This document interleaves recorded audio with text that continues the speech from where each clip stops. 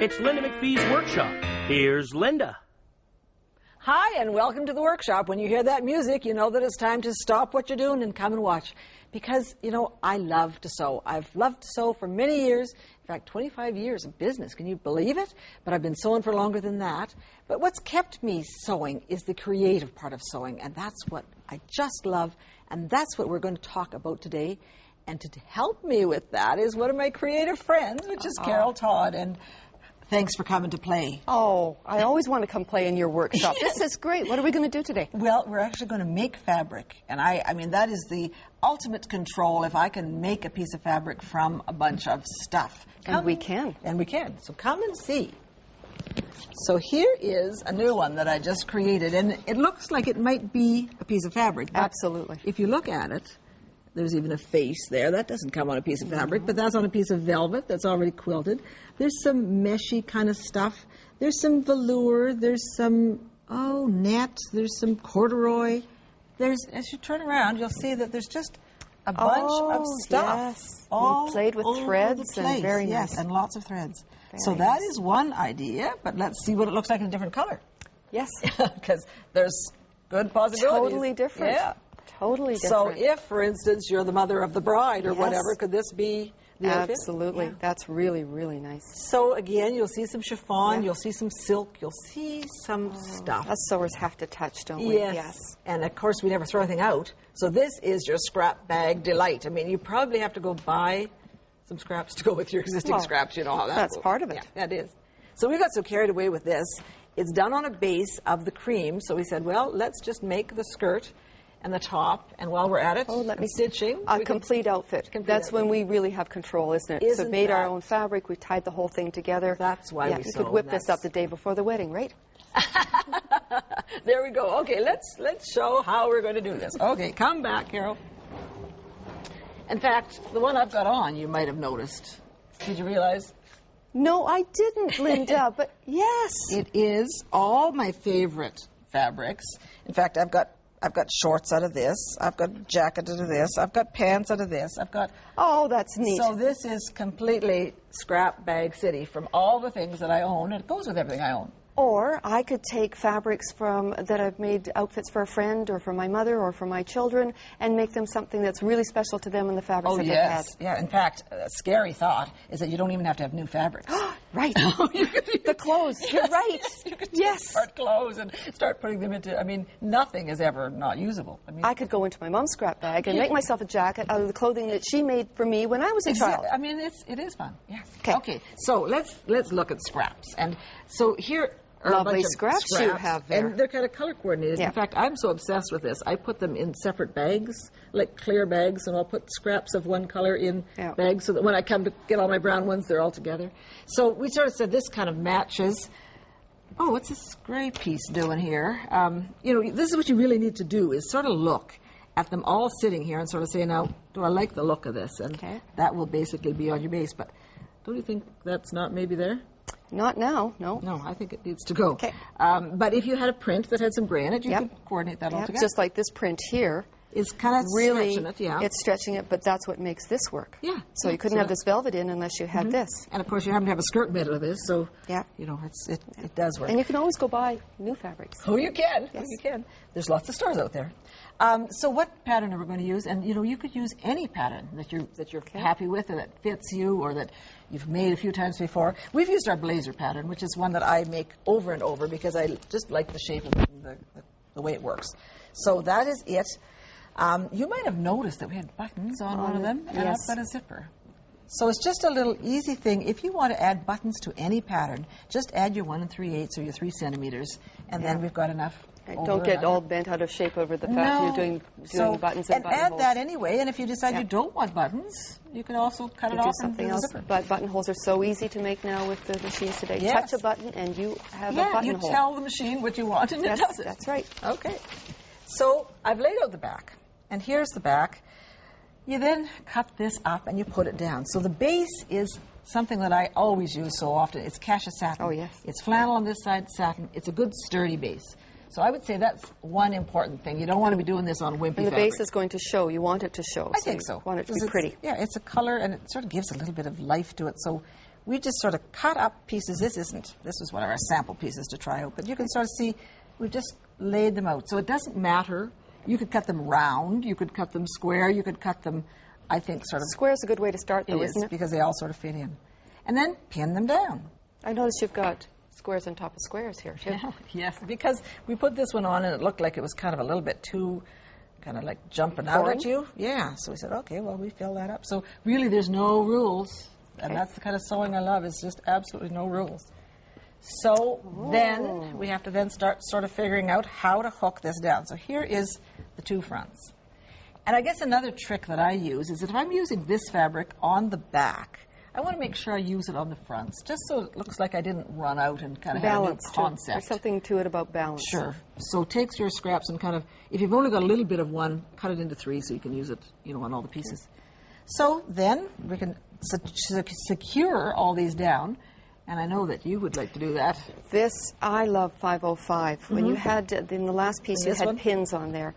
And we could take that to the sewing machine with the pins. But, you know, they were hooking on us as we were standing here. And they're going to hook on each other. And then they're going to prick me and so on. So taking what's called 505, and it's a temporary adhesive. I'm going to spray the back of a piece of the fabric and stick it down. And it will stay down there until I'm ready to sew it. And I think the joy of that, you've got this one done, haven't you? And I could actually peel that off and put it down someplace else. And you can stitch through it. Oh, absolutely. That's the other scary part, is that if you put all that down, then your machine gums up and blah, blah. No, and then it dissipates. It's not going to stay there and leave your fabric stuck down the center. So we don't always want that. I think we have to then go and sew this. Get this to the sewing machine. Let's get to the sewing machine. So let's get over here. And what do we need on the sewing machine, Carol? You need, this is where you're looking for a machine with a quality stitch. You're going to do this stitching, and we're going to do it in a really easy fashion, but you want it to come out with a quality stitch. We're dropping our feed dogs, okay, because we're going to be the drivers. We're the ones moving the fabric around and driving it. We dropped our feed dogs. We put on the proper foot for your machine so that you can do your free motion. And what is that foot called? It can be a free motion foot. It can be darning foot. Some of the older ones would use the darning foot. Sensor Q foot is a foot that the designer one uses. Yeah. Pretty well. Any machine in the world will allow you to do this, won't it? If you could not, really drop the feed dogs. On some of them, you cannot drop the feed dogs on the machine, and then there's a plate that goes over the feed dogs. Okay, but you have to be able to drop the feed dogs and be able to move. Well, the plate that goes over the feed dogs will cover the feed dogs, but your mobility is not as great. Okay. I think it's time that we should take a break, so we're going to take a quick break, and then we'll get all set up, and we'll show you how to do this. Great.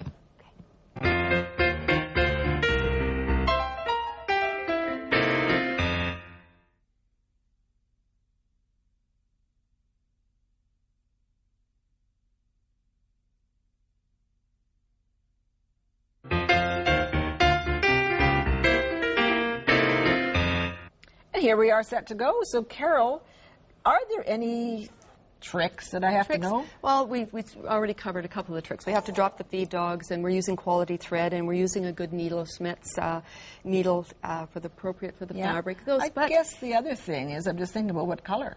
I mean, the thread comes in 5 million thread. Thread colors. palette is unbelievable. Yeah. Here, we've got a lovely bronze color that we're using, but there's many, many, many colors. And that's the thing. There are so many colors of thread when you're using quality thread. When you're using the quality threads, your palette is limitless. It's like painting. It's like having a paintbrush. There's as many colors of threads. And they twist them together. They do all sorts of things. We're using a bronzy color here because we want it to show up. Because we're decorating here. Sure. And I'm making my own zigzag. So I'm the one who's in the driver's seat here, right? Yeah, and what I think you're basically trying to do is try to blend that fabric to that fabric, to the base. Yeah, actually, that's a very good way of phrasing it. Yes. So see how we're just going back and forth there and doing a zigzag over there. It's a hand-eye-foot coordination, but don't get all bent out of shape over trying to make it coordinate. And if this squishes over a little bit, we just stitch right on top. We're just going to stitch right over it. Yeah, I mean, there's really no mistake. There's no rules. If I want to, right now, I'm just going to go back over there, and I'm going to start making some sweeping stuff right there in the middle, right? This you to can me do whatever you want. See, I'm breaking every rule that there is. Think of that you're sitting at the phone and you're talking to your best friend on the phone and you're doodling. You're doodling with needle and thread. I mean, I just find this is the most freeing experience I've ever had on a sewing machine. Whee! I just, like you can just go anywhere. I've got to get her stopped. I've got to get her stopped. No, this is right. Look at this. And you get into the flow of it. You Yes, really you do. Yeah. I guess Now, people on do this, say you should probably go faster than slower. Isn't that? consistent. You want a consistent speed. But look, I can actually have the machine take over. So I'm no longer using my foot. Because your foot can get pretty tired. So I just simply touch that foot. On and I could be, if I had room, I'd be putting my feet up saying, look, no feet. Yeah. So the machine knows. How does the machine know when to stop? Well, I could reach up and touch it. Okay, you touch the button. Okay. Yeah. It does need me. It needs me. Yes. Calls out to you. Yeah. So this is just a baby step away from if you wanted to do quilting. And really, they call this stippling, but this is kind of we didn't free. want to use the word stippling because we're doing this for creative stitching and creating the fabric. But this really is how easy the stippling can be. For the okay, I mean, I've been hooked on that, so that particular aspect. I just think it's wonderful. And the threads and the numbers of threads, to me, that's just absolute freedom. Come. We'll finish off this. So if you look on this one, we just sort of half did it. We sort of said, if you'd like to go around the edges first, it's maybe just sort of like when you color. You know, you go around the edge first, and then it makes it easier to fill in. So we did that with a different color than what we did this. So here's when we filled in the middle. Oh. So, and really, are there any designs that you have in your head? You can play with designs, you can buy designs, you can download designs, you could just have whatever you could want. follow the texture of the fabric or follow the grooves. If you look at this, it's all kind of in browns, and we kind of chose to do leaves. So it's all leaves. It's all kind of autumny kind of leaves, but it could be anything. This is what we were talking about before. This is the creative part. This is where your ideas, and they do come from the machines, from the threads. Just let yourself. Just, what have you got to lose? Actually, one thing I wanted to point out on here is that when we finished this one, when I finished this one, I thought, this kind of jumps out at me. I don't quite like it. It seems to me it's a little bit bold right there. So, is there any reason that we couldn't? No reason at all. No, at all. So you've just created a 3D, more texture. Yeah. So I mean, you can't layer it forever and ever, but you know, you could put something on top of that. So there's no taking out. No. There's no absolutely nothing that you could possibly do wrong on this. So let's then carry on. So here we go with the next one. So we're into cottons. Yes, with the denim. And I just thought, the blue combination. When you start looking at combinations, we've got a little bit of lace, we've got a little bit of rayon, a little bit of mesh and velvet and all kinds of stuff. And, of course, the designs that you make on the inside are rather exquisite. Linda, you could have done this as a reversible jacket. That is gorgeous on the inside. It would have been. That really is. So you can do the collar, both sides if you want, or one side, or plain collar. I mean, we've do the sleeves. So you'd put it together as traditional jacket. You'll do your side seam, put your sleeve in, put your collar on. Here we go with your lining, and again, you hate to cover that up, but we are covering it up in this stage. So we've got the facing on the lining, and we're just going to put right sides together.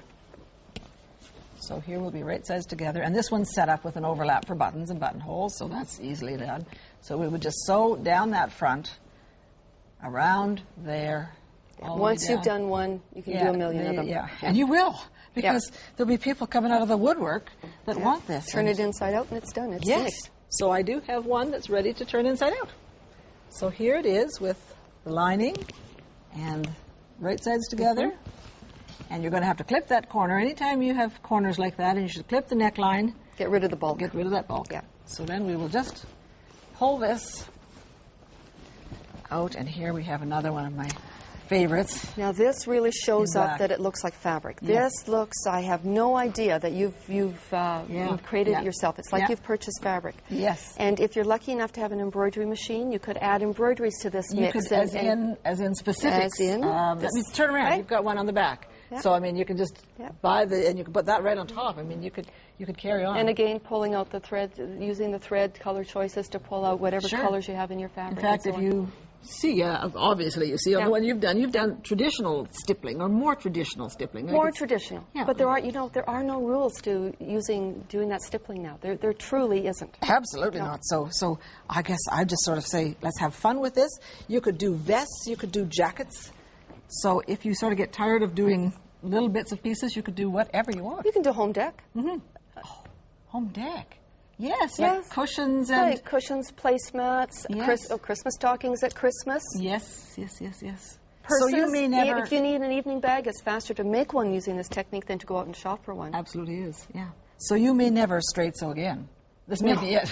And you may never worry about fabric again. You may just sort of create your own. Absolutely, because, create your own fabric. In this case, we've got the sort of python-y look velvet, just a little bit of all kinds of stuff. So I just think liberation. It really is. Sometimes we fall asleep getting our sewing ideas. Don't we? Yes, we do. We go to sleep at night dreaming up what we're going to do tomorrow. It is. And then, of course, what started with this, then turned into this, and then I got all these fabrics. I mean, it just goes on and on. So thank you so much, Carol. This has been fun. Oh, yeah, but there's more. Okay. We're going to have some more fun. I'll be back. Okay, good enough.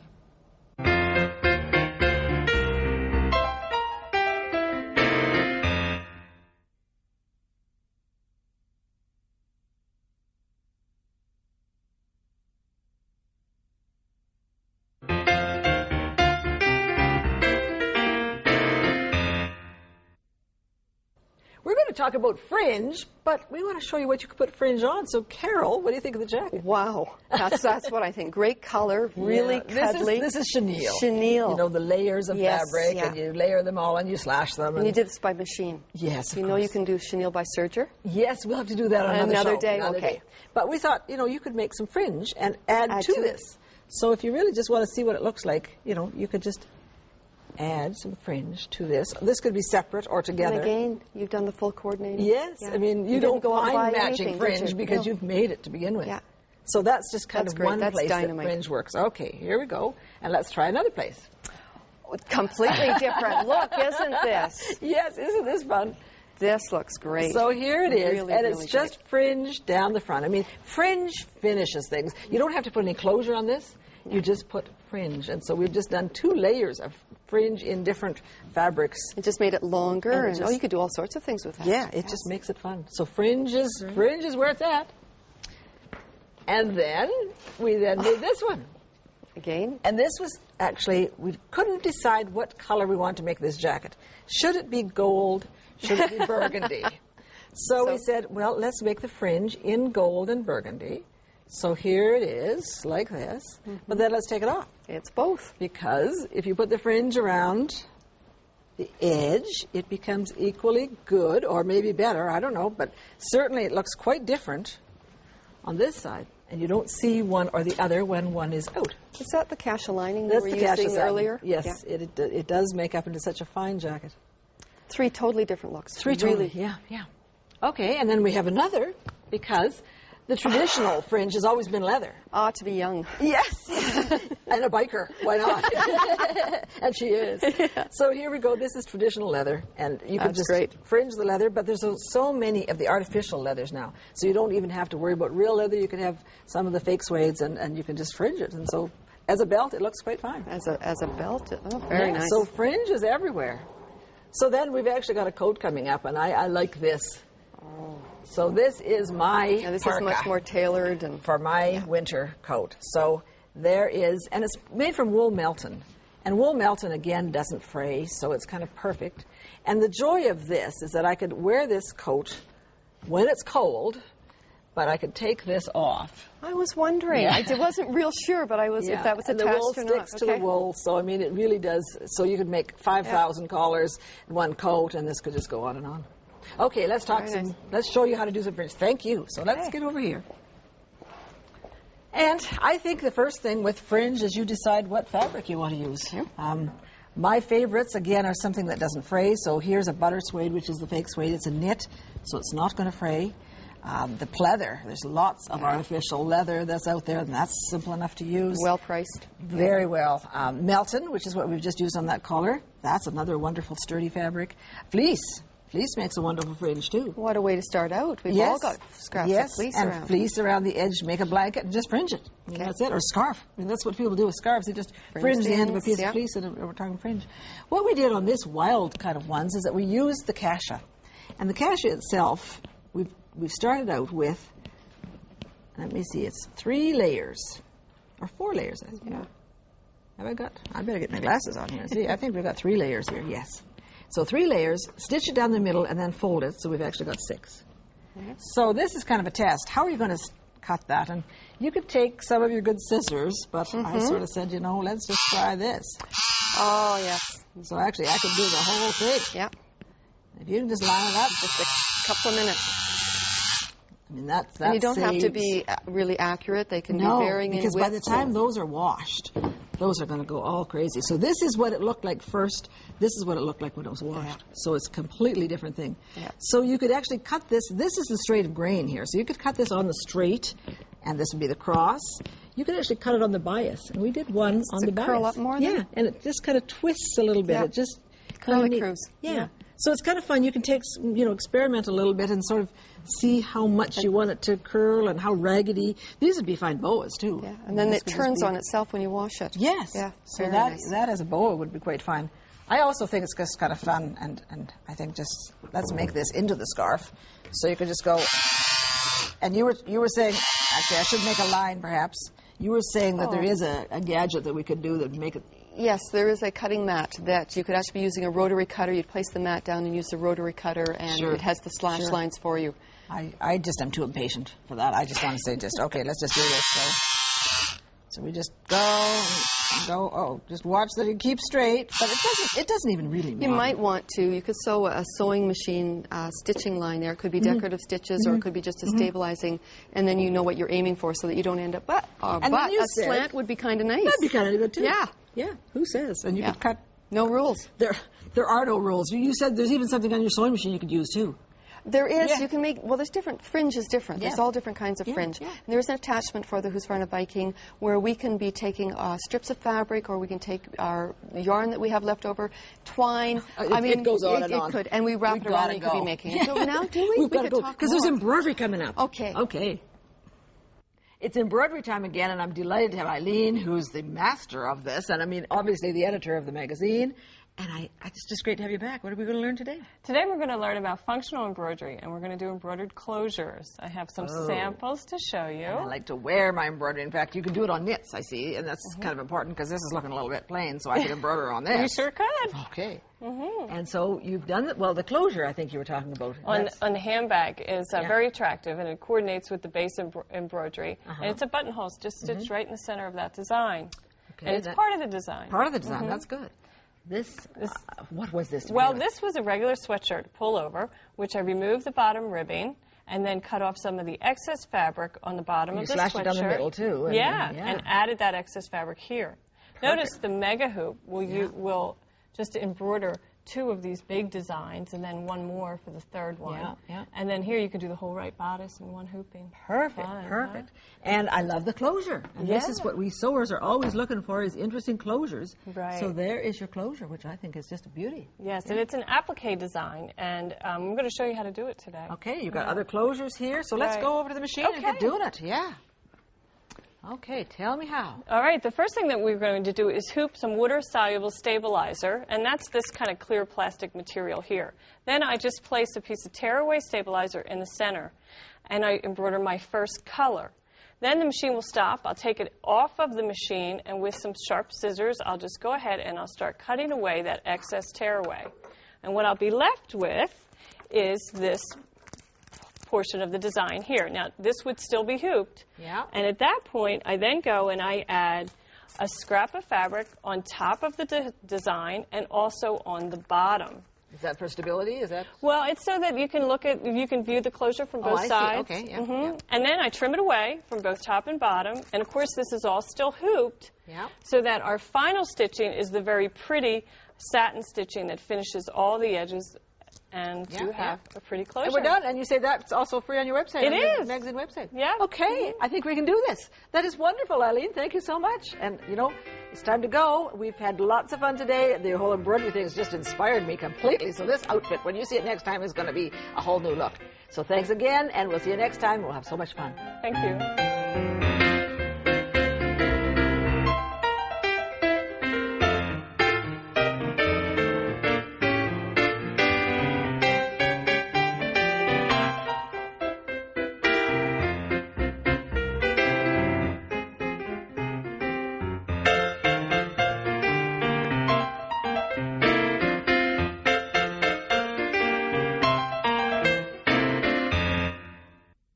To receive the companion book for this series, send $19.98 to the address on your screen or call 1-888-MacPhee.